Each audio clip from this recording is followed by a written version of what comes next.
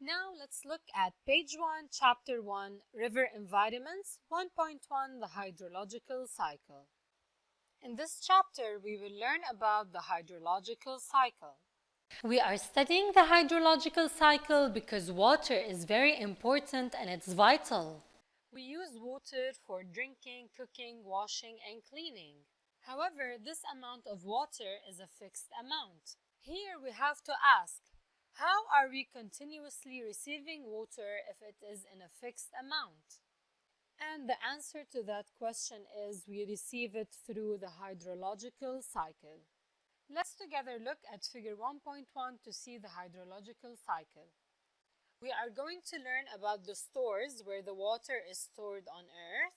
We will also learn about the flows, which are changes in water that allow us to have a continuous flow of water. Let's look at the water cycle. Water never leaves the Earth. Let's look at the figure to see the water cycle. Water is stored in different places on Earth, such as the atmosphere, which is in the clouds, ocean, and the land, such as snow, lakes, and rivers. In order for this process to be complete, we need the energy from the sun. And that marks the beginning of the water cycle. Now we will look at the stores where the water is stored on Earth.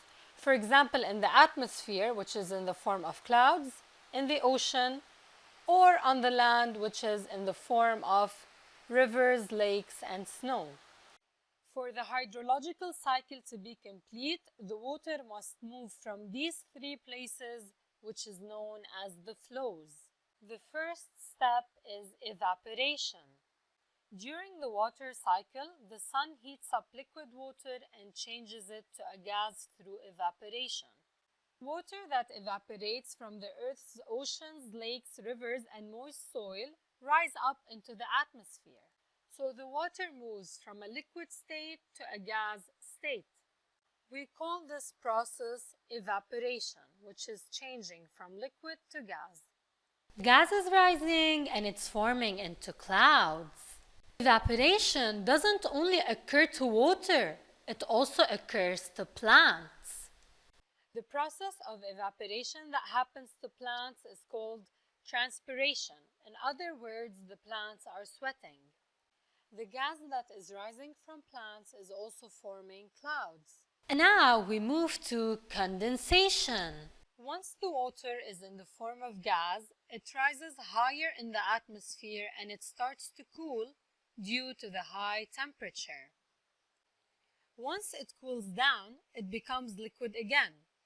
Thus, the water gathers and it becomes heavy and it falls back to the earth again, as we can see in the figure. And this process is called condensation, which is the exact opposite of the evaporation process. Now, let's look at this figure together. After the water falls down to earth again, we enter the precipitation cycle, which is the falling of rain and snow. Next is precipitation. When the water in the clouds is too heavy, the water falls back to earth. This process is called precipitation. Now let's see what happens after the water falls down back to earth. After the precipitation process, some of this water that is falling down to earth will infiltrate into the ground and form pockets of water, which is known as groundwater, or we call it the aquifer. This water is gathering between the earth's surface and the bedrock, which prevents the water from leaking. Thus, the aquifer is formed, as we can see in the figure. Or some of the water goes back into the streams or rivers and then falls back into the ocean, which is the runoff, to repeat the same cycle all over again.